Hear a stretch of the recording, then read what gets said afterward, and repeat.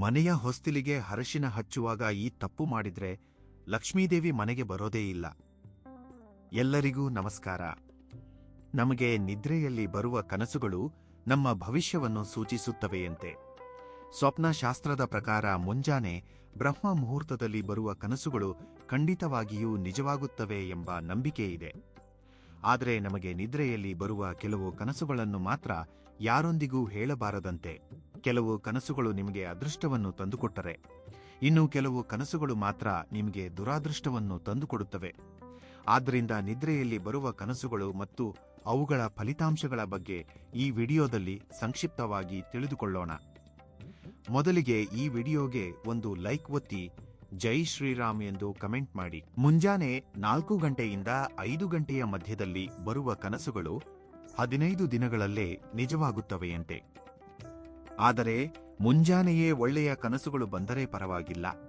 ಆದರೆ ಕೆಟ್ಟ ಕನಸುಗಳು ಬಂದರೆ ಅವು ನಿಜವಾಗದಿರಲು ಏನು ಮಾಡಬೇಕೆಂದು ತಿಳಿದುಕೊಳ್ಳೋಣ.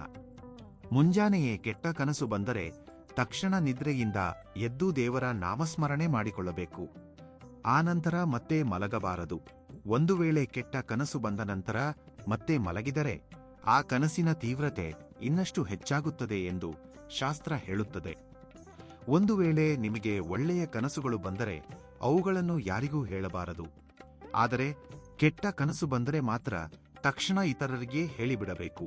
ಮುಂಜಾನೆಯೇ ನಿಮ್ಮ ಮನೆಯವರಿಗೋ ಅಥವಾ ನಿಮ್ಮ ಸ್ನೇಹಿತರಿಗೋ ಆ ಕೆಟ್ಟ ಕನಸನ್ನು ಬಿಡಿಸಿ ಹೇಳಿದರೆ ಆ ಕನಸಿಗಿರುವ ಶಕ್ತಿಯ ಪ್ರಭಾವ ಸಂಪೂರ್ಣವಾಗಿ ನಾಶವಾಗುತ್ತದೆ.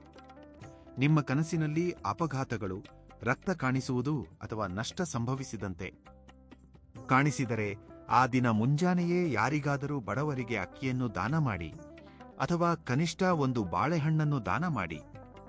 ಹೀಗೆ ಮಾಡುವುದರಿಂದ ನಿಮ್ಮ ಭವಿಷ್ಯದಲ್ಲಿ ಬರಲಿರುವ ಕಂಟಕಗಳೆಲ್ಲವೂ ತಕ್ಷಣವೇ ನಿವಾರಣೆಯಾಗುತ್ತವೆ.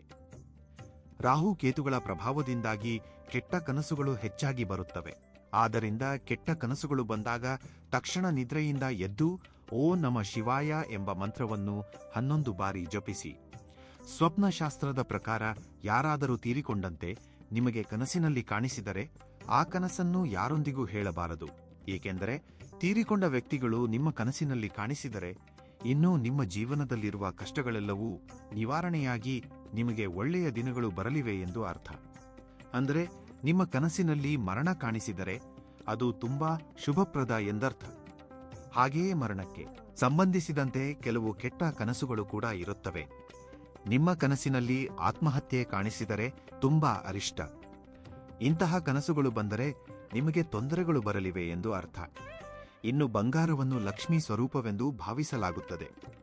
ಆದ್ದರಿಂದ ನಿಮ್ಮ ಕನಸಿನಲ್ಲಿ ಬಂಗಾರ ಕಾಣಿಸಿದರೆ ನೀವು ತುಂಬಾ ಅದೃಷ್ಟವಂತರೆಂದೇ ಹೇಳಬಹುದು. ಏಕೆಂದರೆ ನಿಮ್ಮ ಕನಸಿನಲ್ಲಿ ಬಂಗಾರ ಕಾಣಿಸಿದರೆ ನೀವು ಶೀಘ್ರದಲ್ಲೇ ಧನವಂತರಾಗಲಿದ್ದೀರಿ ಎಂದು ಅರ್ಥ. ಶನಿವಾರ ಮತ್ತು ಮಂಗಳವಾರ ಬರುವ ಕನಸುಗಳ ಪ್ರಭಾವ ಹೆಚ್ಚಾಗಿರುತ್ತದೆಯಂತೆ. ಮುಖ್ಯವಾಗಿ ಆದಿವಾರ ಮತ್ತು ಗುರುವಾರ ಬರುವ ಕನಸುಗಳು ನಿಮ್ಮ ಜೀವನದಲ್ಲಿ ಶೀಘ್ರವಾಗಿ ನಿಜವಾಗುತ್ತವೆ. ಹಾಗೆಯೇ ಅಮಾವಾಸ್ಯೆ, ಅಷ್ಟಮಿ ಮತ್ತು ನವಮಿ ತಿಥಿಗಳಲ್ಲಿ ಬರುವ ಕನಸುಗಳು ನಿಜವಾಗಲು ತುಂಬಾ ಸಮಯ ಹಿಡಿಯುತ್ತದೆ. ಆದರೆ ಪೂರ್ಣಿಮೆ, ಏಕಾದಶಿ ತಿಥಿಗಳಲ್ಲಿ ಬರುವ ಕನಸುಗಳು ತುಂಬಾ ವೇಗವಾಗಿ ಒಳ್ಳೆಯ ಫಲಿತಾಂಶವನ್ನು ನೀಡುತ್ತವೆ ಎಂಬ ನಂಬಿಕೆ ಇದೆ. ಹಾಗೆಯೇ ನೀವು ತೀರಿಕೊಂಡಂತೆ ನಿಮಗೆ ಕನಸು ಬಂದರೆ ನಿಮ್ಮ ಜಾತಕದಲ್ಲಿರುವ ಅಪಮೃತ್ಯು ದೋಷವು ಸಂಪೂರ್ಣವಾಗಿ ನಿವಾರಣೆಯಾಗಿ ನಿಮ್ಮ ಆಯುಸ್ಸು ಹೆಚ್ಚಾಗಲಿದೆ ಎಂದು ಅರ್ಥ. ಹಾಗೆಯೇ ನಿಮ್ಮ ಕನಸಿನಲ್ಲಿ ಗರ್ಭಿಣಿ ಸ್ತ್ರೀ ಕಾಣಿಸಿದರೆ ನಿಮಗೆ ಬರಬೇಕಾದ ಹಳೆಯ ಬಾಕಿಗಳು ಅಥವಾ ಸಾಲವಾಗಿ ನೀಡಿದ ಹಣವೆಲ್ಲವೂ ಶೀಘ್ರವಾಗಿ ಮರಳಿ ಬರುತ್ತದೆ ಎಂದು ಅರ್ಥ.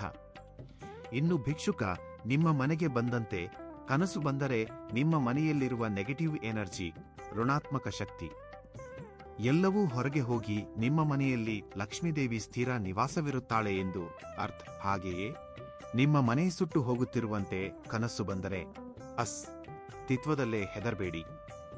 ಇಂತಹ ಕನಸುಗಳು ನಿಮ್ಮ ವಂಶಾಭಿವೃದ್ಧಿಯನ್ನು ಸೂಚಿಸುತ್ತವೆ. ಸಂತಾನವಿಲ್ಲದವರಿಗೆ ಸಂತಾನ ಪ್ರಾಪ್ತಿಯಾಗುತ್ತದೆ. ಇನ್ನು ಕೆಲವೊಮ್ಮೆ ನಮ್ಮ ಕನಸಿನಲ್ಲಿ ದೆವ್ವಗಳು ಕಾಣಿಸುತ್ತಿರುತ್ತವೆ. ಅಸಲಿಗೆ ನಮ್ಮ ಕನಸಿನಲ್ಲಿ ದೆವ್ವಗಳು ಏಕೆ ಕಾಣಿಸುತ್ತವೆ ಎಂದರೆ ತೀರಿಕೊಂಡ ನಮ್ಮ ಹಿರಿಯರಿಗೆ ಶ್ರಾದ್ದ ಕರ್ಮಗಳನ್ನು ಸರಿಯಾಗಿ ಮಾಡದಿದ್ದಾಗ ಅವರು ನಿಮ್ಮ ಕನಸಿನಲ್ಲಿ ವಿಚಿತ್ರ ಆಕಾರಗಳಾಗಿ ಅಥವಾ ದೆವ್ವಗಳಾಗಿ ಕಾಣಿಸಿಕೊಂಡು ತಮ್ಮ ಅಸಂತೋಷವನ್ನು ವ್ಯಕ್ತಪಡಿಸುತ್ತಾರಂತೆ. ಹಾಗೆಯೇ ನಿಮ್ಮ ಮನೆಯಲ್ಲಿ ನೆಗೆಟಿವ್ ವೈಬ್ರೇಷನ್ಸ್ ಹೆಚ್ಚಾಗಿದ್ದರೂ ಸಹ ಇಂತಹ ದೆವ್ವಗಳ ಕನಸುಗಳು ಹೆಚ್ಚಾಗಿ ಬರುತ್ತವೆ. ಕನಸಿನಲ್ಲಿ ದೆವ್ವಗಳು ಕಾಣಿಸಿದರೆ ನಿಮ್ಮ ಭವಿಷ್ಯದಲ್ಲಿ ಯಾವುದೋ ದೊಡ್ಡ ಸಮಸ್ಯೆ ಬರಲಿದೆ ಎಂದು ಅರ್ಥ. ಇನ್ನು ಮಧ್ಯರಾತ್ರಿಯ ಸಮಯದಲ್ಲಿ ನಿಮಗೆ ದುಸ್ವಪ್ನಗಳು, ಕೆಟ್ಟ ಕನಸುಗಳು ಹೆಚ್ಚಾಗಿ ಬರುತ್ತಿದ್ದರೆ ನಿಮ್ಮ ದಿಂಬಿನ ಕೆಳಗೆ 2 ಲವಂಗಗಳನ್ನು ಇಟ್ಟುಕೊಂಡು ನಿದ್ರಿಸಿ. ಭಯಾನಕ ದುಸ್ವಪ್ನಗಳು ಬರದೇ ಗಾಢ ನಿದ್ರೆ ಬರುತ್ತದೆ. ಇನ್ನು ನಮ್ಮಲ್ಲಿ ತುಂಬಾ ಜನರಿಗೆ ಕನಸಿನಲ್ಲಿ ಹಾವುಗಳು ಕಾಣಿಸುತ್ತಿರುತ್ತವೆ. ಶಿವಲಿಂಗದ ಕೊರಳಿನಲ್ಲಿ ಹಾವು ಕಾಣಿಸಿದರೆ ತುಂಬಾ ಶುಭಪ್ರದ. ನೀವು ಕೈಗೆತ್ತಿಕೊಂಡ ಕೆಲಸಗಳೆಲ್ಲವೂ ಯಶಸ್ವಿಯಾಗಿ ಪೂರ್ಣಗೊಳ್ಳುತ್ತವೆ ಎಂದು ಅರ್ಥ. ಹಾಗೆಯೇ ಹಾವು ಕಚ್ಚಿದಂತೆ ಕನಸು ಬಂದರೆ ತುಂಬಾ ಜನರು ಹೆದರಿ ಹೋಗುತ್ತಾರೆ. ಆದರೆ ಸ್ವಪ್ನಶಾಸ್ತ್ರಗಳ ಪ್ರಕಾರ ಕನಸಿನಲ್ಲಿ ಹಾವು ಕಚ್ಚಿದರೆ ಅಕಸ್ಮಾತ್ ಧನಲಾಭ ಉಂಟಾಗುತ್ತದೆ ಮತ್ತು ಸಮಾಜದಲ್ಲಿ ಕೀರ್ತಿ ಪ್ರತಿಷ್ಠೆಗಳು ಹೆಚ್ಚಾಗಲಿವೆ ಎಂದು ಅರ್ಥ. ಹಾಗೆಯೇ ನಿಮ್ಮ ಕನಸಿನಲ್ಲಿ ಬಿಳಿ ಹಾವು ಕಾಣಿಸಿದರೆ ಇನ್ನು ನಿಮಗೆ ಅದೃಷ್ಟದ ಬಾಗಿಲು ತಟ್ಟಲಿದೆ ಎಂದು ಅರ್ಥ.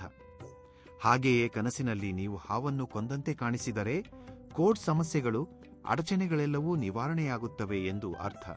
ಆದರೆ ಹಾವು ನಿಮ್ಮನ್ನು ನೋಡಿ ಕೋಪದಿಂದ ಬೆನ್ನಟ್ಟುತ್ತಿರುವಂತೆ ಕನಸು ಬಂದರೆ ನಿಮ್ಮ ಜೀವನದಲ್ಲಿ ಯಾವುದೋ ಒಂದು ದೊಡ್ಡ ಸಮಸ್ಯೆಯನ್ನು ಎದುರಿಸಲಿದ್ದೀರಿ ಎಂದು ಅರ್ಥ. ನಿಮ್ಮ ಕನಸಿನಲ್ಲಿ ಪದೇ ಪದೇ ಹಾವುಗಳು ಕಾಣಿಸಿದರೆ ನಿಮಗೆ ಕಾಲಸರ್ಪ ದೋಷವಿರಬಹುದು. ಅಂತಹ ಸಂದರ್ಭದಲ್ಲಿ ಜಂಟಿ ನಾಗುಗಳಿಗೆ, ಜೋಡಿ ಹಾವುಗಳಿಗೆ ಹಸುವಿನ ಹಾಲಿನಿಂದ ಅಭಿಷೇಕ ಮಾಡಿ. ಹಾಗೂ ನಿಮ್ಮ ಕನಸಿನಲ್ಲಿ ಮದುವೆ ನಡೆದಂತೆ ಕಾಣಿಸಿದರೆ ಯಾವುದೋ ಕೆಟ್ಟ ಸುದ್ದಿ ಕೇಳಲಿದ್ದೀರಿ ಎಂದು ಅರ್ಥ. ಇನ್ನು ಕೆಲವೊಮ್ಮೆ ನಮ್ಮಲ್ಲಿ ತುಂಬಾ ಜನರಿಗೆ ಹೆಂಡತಿ ತೀರಿಕೊಂಡಂತೆ ಕನಸು ಬರುವುದು ಅಥವಾ ಗಂಡ ತೀರಿಕೊಂಡಂತೆ ಕನಸುಗಳು ಬರುತ್ತಿರುತ್ತವೆ. ಇಂತಹ ಕನಸುಗಳು ಬಂದರೆ ಅಸ್ತಿತ್ವದಲ್ಲೇ ಹೆದರಬೇಡಿ. ಕನಸಿನಲ್ಲಿ ಗಂಡ ತೀರಿಕೊಂಡಂತೆ ಹೆಂಡತಿಗೆ ಅಥವಾ ಹೆಂಡತಿ ತೀರಿಕೊಂಡಂತೆ ಗಂಡನಿಗೆ ಬಂದರೆ ಅವರ ಆಯುಸ್ಸು ಇನ್ನಷ್ಟು ಹೆಚ್ಚಾಗಲಿದೆ ಮತ್ತು ಅವರು ದೀರ್ಘಾಯುಷ್ಮಂತರಾಗುತ್ತಾರೆ ಎಂದು ಸ್ವಪ್ನಶಾಸ್ತ್ರ ಹೇಳುತ್ತದೆ. ಹಾಗೆಯೇ ತಮ್ಮ ಗಂಡ ಮರಣ ಹೊಂದಿದಂತೆ ಹೆಂಡತಿಗೆ ಪದೇ ಪದೇ ಕನಸುಗಳು ಬಂದರೆ ನಿಮ್ಮ ಕುಟುಂಬಕ್ಕೆ ಅಕಸ್ಮಾತ್ ಧನಲಾಭ ಒದಗಿ ಬರಲಿದೆ ಎಂದು ಅರ್ಥ. ಹಾಗೆಯೇ ಸಾಲದ ಸಮಸ್ಯೆಗಳು ಕೂಡ ತಕ್ಷಣವೇ ತೀರಲಿವೆ ಎಂದು ಅರ್ಥ. ಹಾಗೆಯೇ ನಿಮಗೆ ಗುರುತು ತಿಳಿಯದ ವ್ಯಕ್ತಿಯೊಂದಿಗೆ ಶೃಂಗಾರ ಮಾಡುತ್ತಿರುವಂತೆ ಕನಸು ಬಂದರೆ ನಿಮ್ಮ ಜೀವನದಲ್ಲಿ ಒಂದು ಹೊಸ ಬದಲಾವಣೆ ಬರಲಿದೆ ಅಥವಾ ಒಂದು ಹೊಸ ಅವಕಾಶ ನಿಮ್ಮನ್ನು ಹುಡುಕಿಕೊಂಡು ಬರುತ್ತದೆ ಎಂದು ಅರ್ಥ. ಹಾಗೆಯೇ ಮಾಂಸಾಹಾರ ತಿನ್ನುತ್ತಿರುವಂತೆ ಕನಸು ಬಂದರೆ ನಿಮ್ಮ ಮುಂಬರುವ ದಿನಗಳಲ್ಲಿ ನಿಮಗೆ ಊಹಿಸಲಾಗದಷ್ಟು ಹಣ ಬರಲಿದೆ ಎಂದು ಅರ್ಥ. ಕಷ್ಟಗಳಿಂದ ವಿಮುಕ್ತಿ ದೊರೆಯುತ್ತದೆ ಎಂಬುದು ಶುಭ ಸೂಚಕ. ಹಾಗೆಯೇ ನಾಯಿ ಕಚ್ಚಿದಂತೆ ಕನಸು ಬಂದರೆ ನಿಮಗೆ ನಂಬಿಕೆ ದ್ರೋಹ ನಡೆಯಲಿದೆ ಎಂದು ಅರ್ಥ. ನೀವು ನಂಬಿದ ವ್ಯಕ್ತಿಗಳೇ ನಿಮ್ಮನ್ನು ಮೋಸಗೊಳಿಸುವ ಅವಕಾಶವಿರುತ್ತದೆ. ಹಾಗೆಯೇ ನಿಮ್ಮ ಕನಸಿನಲ್ಲಿ ಹಸಿರು ಮರಗಳು ಅಥವಾ ತೋಟಗಳು ಕಾಣಿಸಿದರೆ ನಿಮ್ಮ ಜೀವನದಲ್ಲಿ ಅತಿ ಶೀಘ್ರದಲ್ಲೇ ಒಂದು ದೊಡ್ಡ ಸಂತೋಷದಾಯಕ ಶುಭ ಸುದ್ದಿಯನ್ನು ಕೇಳಲಿದ್ದೀರಿ ಎಂದು ಅರ್ಥ. ನಿಮ್ಮ ಕನಸಿನಲ್ಲಿ ಗಿಣಿ ಕಾಣಿಸಿದರೆ ನಿಮ್ಮ ಮನೆಗೆ ಆಕಸ್ಮಿಕವಾಗಿ ಲಕ್ಷ್ಮೀದೇವಿ ಪ್ರವೇಶಿಸಲಿದ್ದಾಳೆ ಮತ್ತು ಆಕಸ್ಮಿಕ ಧನಲಾಭ ಒದಗಿ ಬರಲಿದೆ ಎಂದು ಅರ್ಥ. ನಿಮ್ಮ ಕನಸಿನಲ್ಲಿ ಸಣ್ಣ ಮಕ್ಕಳು ನಗುತ್ತಿರುವಂತೆ ಕಾಣಿಸಿದರೆ ನಿಂತು ಹೋಗಿರುವ ನಿಮ್ಮ ಕೆಲಸಗಳೆಲ್ಲವೂ ಯಾವುದೇ ಅಡೆತಡೆಗಳಿಲ್ಲದೆ ಪೂರ್ಣಗೊಳ್ಳುತ್ತವೆ. ಹಾಗೆಯೇ ಸ್ವತಃ ದೇವರು ನಿಮ್ಮೊಂದಿಗೆ ಮಾತನಾಡುತ್ತಿರುವಂತೆ ಕನಸು ಬಂದರೆ ಇನ್ನು ನಿಮ್ಮ ಜನ್ಮ ಧನ್ಯವಾದಂತೆಯೇ. ಇಂತಹ ಕನಸುಗಳು ತುಂಬಾ ಅಪರೂಪವಾಗಿ ಬರುತ್ತವೆ. ಹಾಗೆಯೇ ನಿಮ್ಮ ಕನಸಿನಲ್ಲಿ ಹಾಲು, ಮೊಸರು ಕಾಣಿಸಿದರೆ ದೀರ್ಘಕಾಲದ ಅನಾರೋಗ್ಯ ಸಮಸ್ಯೆಗಳಿಂದ ಸಂಪೂರ್ಣವಾಗಿ ವಿಮುಕ್ತಿ ದೊರೆಯಲಿದೆ ಎಂದು ಅರ್ಥ. ನಿಮ್ಮ ಕನಸಿನಲ್ಲಿ ಶವ ಕಾಣಿಸಿದರೂ ಅಥವಾ ಅಂತ್ಯಕ್ರಿಯೆ ಕಾಣಿಸಿದರೂ ತುಂಬಾ ಶುಭ ಸೂಚಕ. ನಿಮ್ಮ ಸಾಲಗಳೆಲ್ಲವೂ ಶೀಘ್ರವಾಗಿ ತೀರಲಿವೆ ಎಂದು ಅರ್ಥ. ಇನ್ನು ನಮ್ಮಲ್ಲಿ ತುಂಬಾ ಜನರು ಪ್ರತಿನಿತ್ಯ ದೇವರನ್ನು ಪೂಜಿಸುತ್ತಿರುತ್ತಾರೆ. ಆದರೆ ನಮ್ಮ ಮನೆಯ ಮೇಲೆ ದೈವಾನುಗ್ರಹವಿರಬೇಕಾದರೆ ಈಗ ಹೇಳುವ ಸಣ್ಣ ಸಣ್ಣ ನಿಯಮಗಳನ್ನು ಪಾಲಿಸಿ ನೋಡಿ. ಪ್ರತಿದಿನ ಮುಂಜಾನೆ ಸೂರ್ಯ ಉದಯಿಸುವ ಮುನ್ನವೇ ಮನೆಯ ಮುಂಭಾಗವನ್ನು ಸ್ವಚ್ಛಗೊಳಿಸಿ ಅಕ್ಕಿ ಹಿಟ್ಟಿನಿಂದ ರಂಗೋಲಿ ಹಾಕಿಕೊಳ್ಳಬೇಕು. ಇಂತಹ ಮನೆಗಳಿಗೆ ಮಾತ್ರ ತಕ್ಷಣವೇ ಲಕ್ಷ್ಮೀದೇವಿ ಹೆಜ್ಜೆ ಇಡುತ್ತಾಳೆ. ಅಕಾಲ ಮೃತ್ಯು ದೋಷಗಳು, ದೀರ್ಘಕಾಲದ ಅನಾರೋಗ್ಯ ಸಮಸ್ಯೆಗಳಿಂದ ಬಳಲುತ್ತಿರುವವರು ಪ್ರತಿದಿನ ಸೂರ್ಯದೇವನಿಗೆ ನಮಸ್ಕಾರ ಮಾಡಿಕೊಳ್ಳಿ. ನಿಮ್ಮ ಆಯುಸ್ಸು ಹೆಚ್ಚುತ್ತದೆ.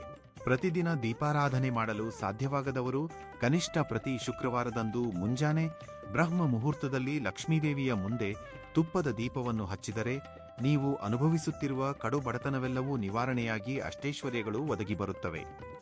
ಇನ್ನು ಪ್ರತಿಯೊಬ್ಬರ ಪೂಜಾ ಕೋಣೆಯಲ್ಲಿ ಖಂಡಿತವಾಗಿಯೂ ನೀರಿನ ಕಳಸ ಇರಬೇಕು. ನಿಮ್ಮ ಪೂಜಾ ಕೋಣೆಯಲ್ಲಿ ಈಶಾನ್ಯ ಮೂಲೆಯಲ್ಲಿ ಒಂದು ಸಣ್ಣ ತಾಮ್ರದ ಪಾತ್ರೆಯನ್ನು ಇಟ್ಟುಕೊಂಡು ಅದರಲ್ಲಿ ನೀರು ತುಂಬಿಸಿ ಪ್ರತಿದಿನ ಹೊಸ ನೀರನ್ನು ಬದಲಾಯಿಸುತ್ತಿರಿ.